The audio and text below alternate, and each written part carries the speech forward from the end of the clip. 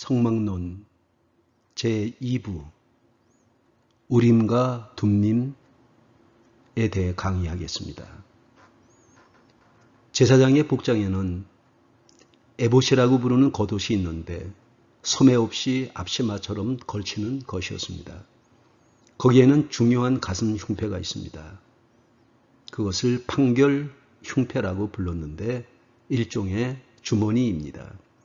이 주머니 속에는 우림과 둠밈이 들어 있습니다. 이 에봇이란 말은 어원상 의복을 의미합니다. 그러나 여기에서는 대제사장이 입는 특별한 제복을 가리킵니다.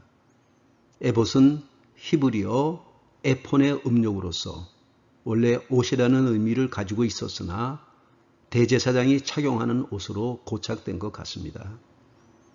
에봇은 매는 것, 묶는 것이라는 의미를 지니고 있습니다. 이사야서 9장 6절에 이는 한 아이가 우리에게 태어났고 한 아들을 우리에게 주셨는데 그의 어깨에는 정권이 놓여 있고 그의 이름은 기묘라 모사라 강하신 하나님이라 영존하는 아버지라 평화의 통치자라 할 것이니라 그랬습니다.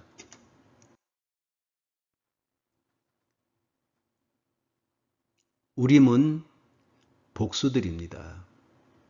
히브리어를 그대로 음력한 우림과 둠밈의 문자적인 뜻은 빛과 완전이라는 의미입니다. 우림의 히브리어 첫 철자가 알파벳의 첫 글자인 알렙이며 둠밈의 첫 철자는 알파벳 맨 끝자인 타우입니다. 알렙과 타우는 헬라어 알파벳으로 하면 알파와 오메가입니다.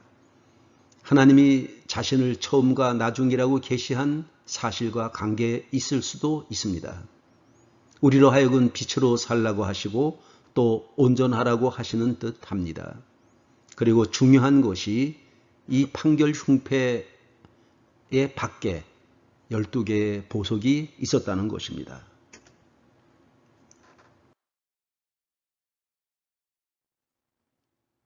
흉패를 붙인 가슴의 히브리어 레브는 신체적인 가슴을 가리키는 단어라기보다는 주로 마음을 가리킬 때 사용하는 단어입니다.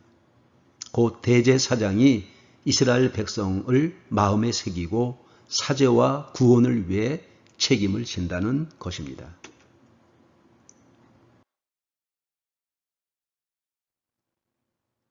중요한 것은 가슴에 품고 꼭 여호와를 만나야 했다는 사실입니다. 12지파가 미운 것도 많고 모자란 것이 많아도 그들을 보석으로 믿고 품어야 했습니다. 출애굽기 28장 29절에 아론이 성소에 들어갈 때에는 이스라엘 아들들의 이름을 기록한 이 판결 흉패를 가슴에 붙여 여호와 앞에 영원한 기념을 삼을 것이니라. 출애굽기 28장 30절에 너는 우림과 둠밈을 판결 흉패 안에 넣어 아론이 여호와 앞에 들어갈 때에 그의 가슴에 붙이게 하라. 아론은 여호와 앞에서 이스라엘 자손의 흉패를 항상 그 가슴에 붙일지니라 그랬습니다.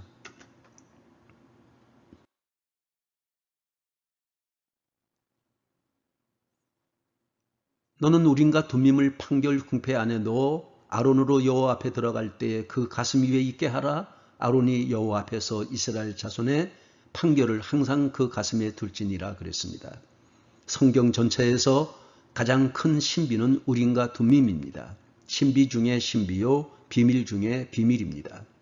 아직까지 우림과 둠밈의 신비를 속 시원하게 해결하여 준 성서학자는 없습니다. 다만 우림이라고 하는 말은 빛이라는 뜻이고 둠밈이란 말은 완전이라는 뜻인 것만은 틀림이 없습니다. 지금까지 책을 읽고 영화를 보고 정리하여 본 것은 다음과 같은 수준인 뿐입니다. 몇 가지를 정리하여 소개해 드립니다.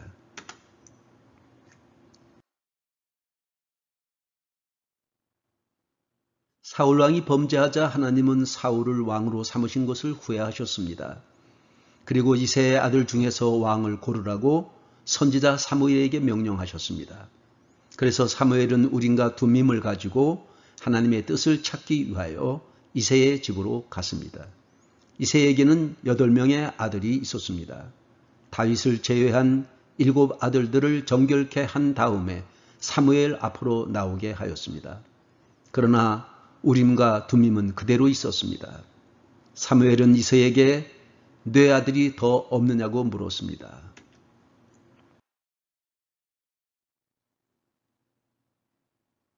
이새는 말째가 있는데 양을 지키고 있다고 대답했습니다. 다윗을 사무엘 앞으로 데리고 왔을 때 사무엘은 우림과 둠밈을 다윗 앞으로 내밀었습니다. 우림과 둠밈이 찬란한 빛을 발하였습니다. 그래서 다윗에게 기름을 부어 왕으로 삼았습니다. 하나님의 지시가 우림과 둠밈을 통하여 분명하게 나타났습니다. 성경적인 근거는 전혀 없습니다. 얼마나 이스라엘에게서 고증을 거쳤는지도 모르겠습니다.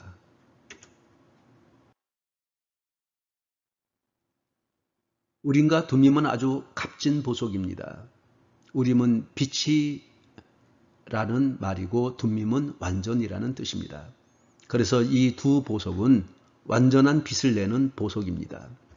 그러나 스스로 빛을 내지 못합니다. 둠밈에는 4개의 히브리어 글자가 새겨져 있습니다. 히브리어 글자는 모두 22자입니다. 그런데 12보석 위에 새겨진 12지파 이름을 쓸 때에 18글자밖에 사용되지 않았습니다. 그래서 4글자가 부족한데 이 부족한 4글자를 둠밈 보석에 적었습니다. 만일 이 4글자가 없다면 히브리어는 완전하지 못했을 것입니다. 제사장이 흉패를 입고 성소에 들어가서 하나님의 뜻을 찾을 때 하나님은 글자 한자 한자씩에 불을 켜 주셨습니다. 너무나 신비하지 않습니까?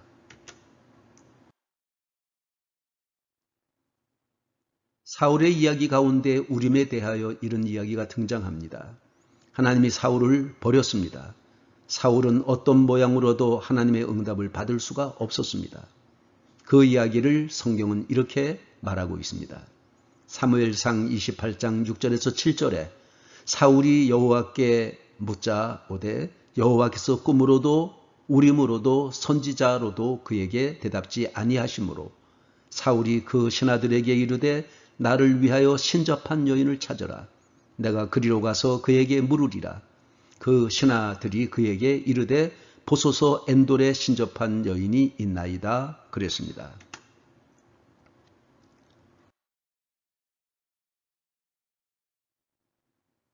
우림으로도 응답이 없음은 우림은 빛인데 빛을 발하지 아니한 것으로 해석할 수도 있습니다.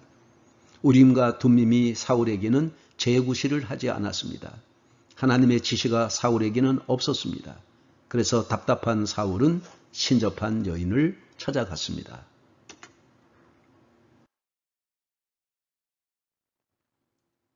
우림과 둠밈은 경건한 자 안에서만 재구시를 하였습니다. 그래서 모세가 죽기 직전에 레위를 축복할 때 다음과 같이 말했습니다. 신명기서 33장 8절에 레위에 대하여는 일러스되 주의 둠밈과 우림이 주의 경건한 자에게 있도다 그랬습니다. 그래서 사울 왕에게는 빛을 내지 못하였던 것입니다. 이 같은 근거로 위트리스는 우림과 둠밈은 빛이 발하여 완전하게 되는 판결 흉패라고 보고 있습니다.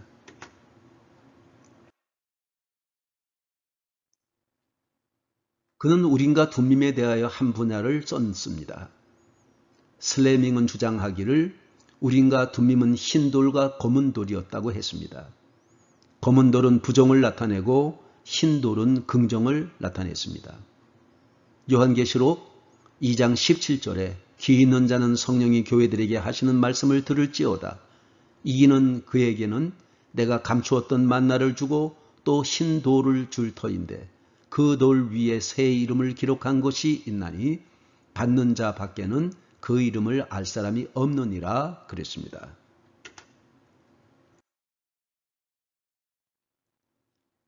여기에 흰돌도 이 돌이 아니었을 거라고 추측하고 있습니다.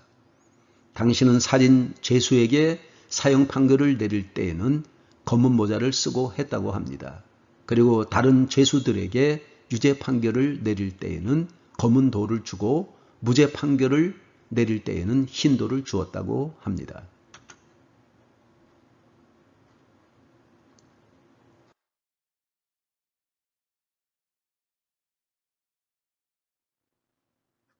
다윗이 전쟁을 할 때였습니다. 다윗의 군사가 많이 차출된 곳이 시글락이었습니다. 다윗이 전쟁을 하다가 시글락에 돌아왔더니 아말렉 군대들이 그곳을 침범하여 여자들과 아이들을 하나도 죽이지 아니하고 다 포로로 잡아갔습니다. 성은 다 불질러 버렸습니다. 사람들이 울 기력이 없도록 엉엉 울었습니다. 다윗의 두 아내 아히노아브가 아비가일도 잡혀갔습니다. 사람들은 다윗을 돌로 치려고 하였습니다.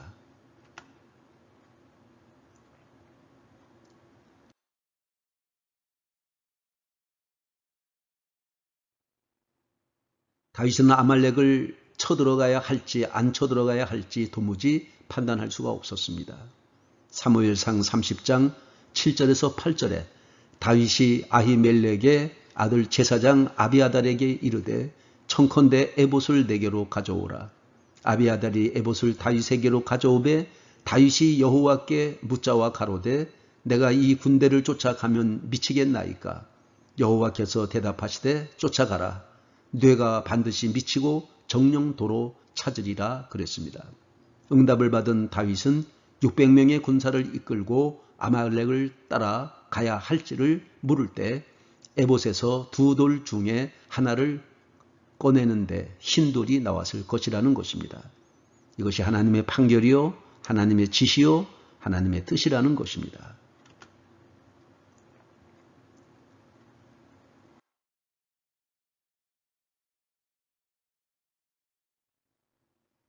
또 이런 이야기가 있습니다. 모세가 죽기 바로 전에 하나님께서 모세에게 여호수아를 데려다가 안수하라고 하였습니다. 그리고 여호수아를 이스라엘의 모세의 후계자로 삼으라고 명령했습니다. 그런데 그렇게 백성들 앞에서 안수하기 전에 우림으로 판결하라고 명령하셨습니다.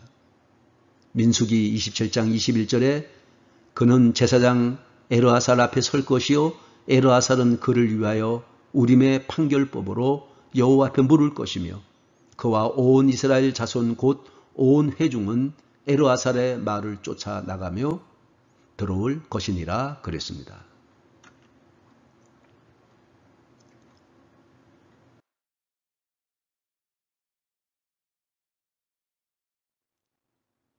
그래서 에르아살은 우림의 판결로 여호수아를 모세의 후계자로 삼았습니다.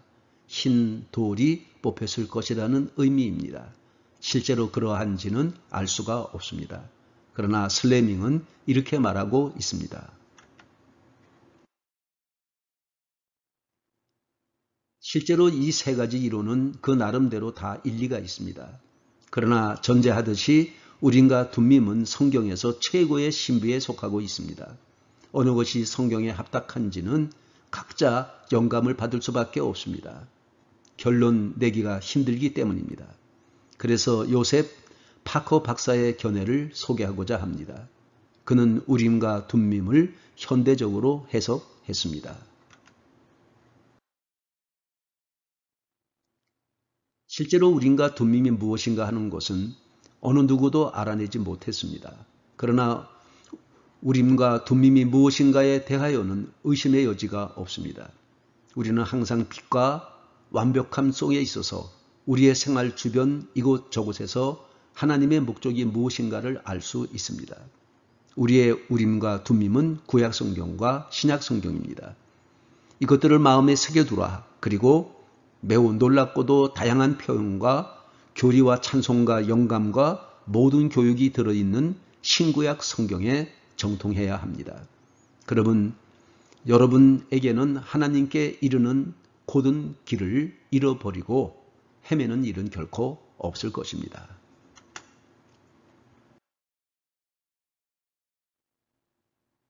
우림과 둠밈은 주문 같은 것과는 전혀 관계가 없습니다.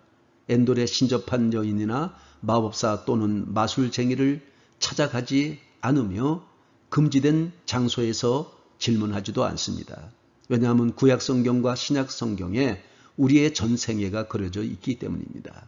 그런데 이 구약성경과 신약성경은 결코 분리될 수 없으며 함께 얽혀져야 하고 서로 관련되어 있습니다. 만일 이들이 분리되면 이들은 통일성과 음악성을 상실하게 될 것입니다.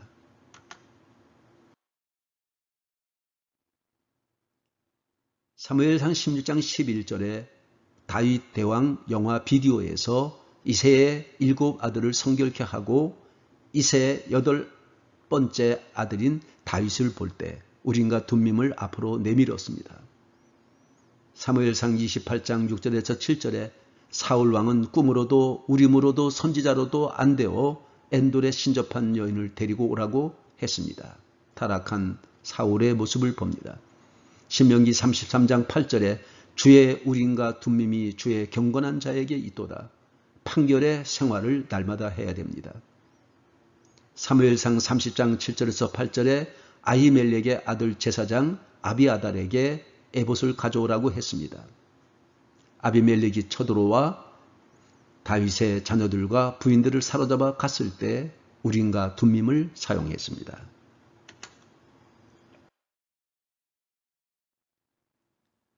민수기 27장 21절에 제사장 엘아살이 우림의 판결법으로 여호수아를 후계자로 임명할 때 그리고 안수할 때 사용했습니다. 우림과 둠밈은 빛을 내는 보석입니다. 그리스도인이 그리스도의 빛이 있어야 우림과 둠밈의 역할이 나타납니다. 우림과 둠밈이 무엇인가에 대하여 확실히 밝혀지지 않았습니다. 그러나 그것은 항상 빛과 완전한 속에서 하나님의 뜻과 목적을 나타냈습니다. 우림과 둠밈은 신약 성서와 구약 성서입니다. 빛이 부족하면 어둡습니다. 빛이 밝아야 완전합니다.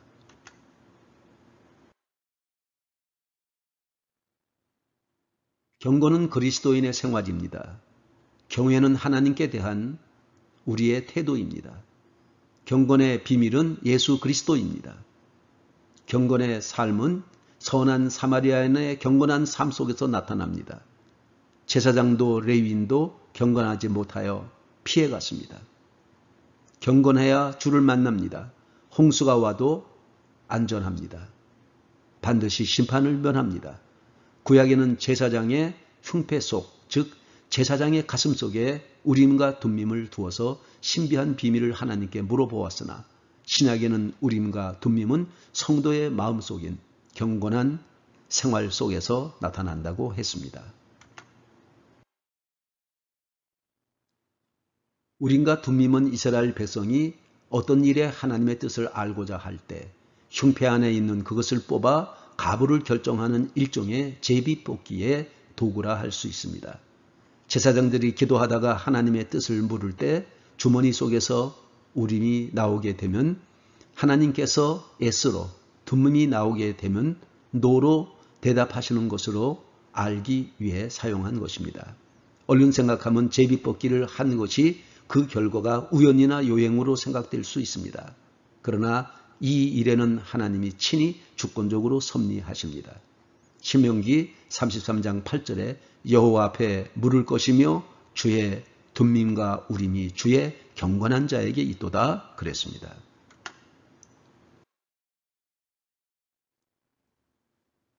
이후로는 대제사장의 우림과 둠밈으로 하나님의 뜻을 아는 방법은 점차 사라지고 하나님의 뜻을 선지자들의 예언으로 알게 되었습니다. 그리고 신약시대에 하나님의 객관적 계시인 성경이 완성되고 예수님이 말씀하신 보혜사 성령의 임재가 있게 되었습니다. 그래서 지금은 성경 말씀과 성령의 감동을 통해 하나님의 뜻을 알게 됩니다. 우리는 하나님의 뜻을 알기 위해 성경 말씀을 대하고 성령의 감동을 추구할 때 하나님 앞에 선 정신을 가져야 합니다.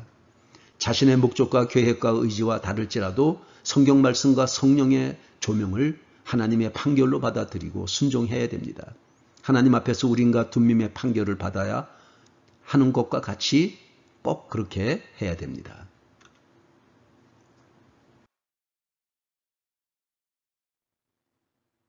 오늘날은 하나님의 뜻을 찾을 때 실제로 제비뽑기를 해서는 안 됩니다. 성경을 통해서 찾아야 됩니다. 성경에 성문화되지 않은 것은 성령의 도움을 받아 성경의 원리와 정신에 입각해서 찾아야 합니다. 그 방법으로도 알기 어려울 때는 성령의 도움을 받아 기도와 신앙 양심과 섭리를 통해 찾을 수도 있습니다. 우리가 투표를 하는 것은 민주주의의 방식을 따라야 하기 때문에 이라기보다는 하나님이 각 사람의 마음을 어떻게 주장하는지를 확인하여 하나님의 섭리를 확인하기 위함입니다. 현대의 제비뽑기를 하는 것은 하나님이 제사장 시대에 역사하는 것처럼 하지 않기 때문에 오히려 요행이 될 수가 있는 위험한 방법입니다.